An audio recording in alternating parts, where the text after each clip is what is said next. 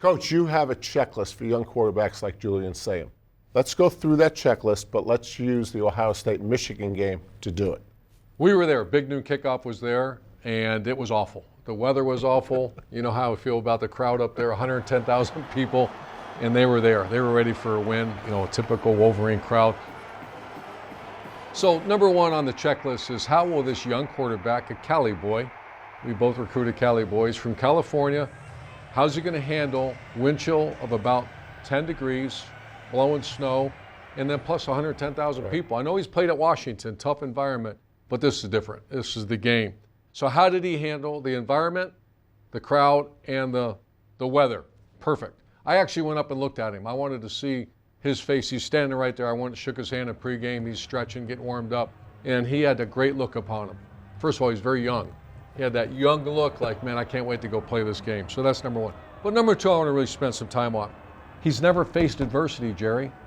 He's only thrown 25 passes up until the Wolverine game, only 25 passes the whole year in the fourth quarter. The fewest in college football. Why? They dominated their opposition. They had to not throw the ball. So he faced adversity. What happened? The Wolverines took the ball down, a great drive, 3-0. They take a shot down the field on the first play. Second play, he throws a pick, bad pick. He threw right into roll cover into cover two. They go down and score, so let's go back. Here he is, he's trailing, he's facing adversity, and he has 5 plays right in a row in that first half that changed the game. Well, let's take a look at those plays. All right, Jerry, adversity is struck. Let's see what the young quarterback does. This is a little stealer route, 3rd down and 7, and he gets a first down to keep the drive alive. Once again, how's a quarterback earn his money? 3rd downs and 4th down. All right, Jerry, later in the first half, another 3rd down, 3rd and 6.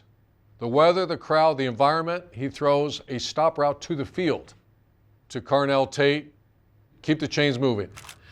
All right, Jerry, I want you to take a look at the scoreboard here. Ohio State's down, one of the few times they've been down all year, but notice 4th and 5. And why I want to point that out is 4th and 5, not only the execution, this is Brian Hartline in the big house calling a slant and go on 4th down.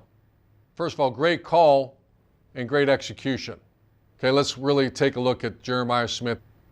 It's a slant and go, or sluggo. Right. He's selling a slant. The QB sees this man coverage. He's going to take that shot. Watch Jeremiah Smith come off the coverage.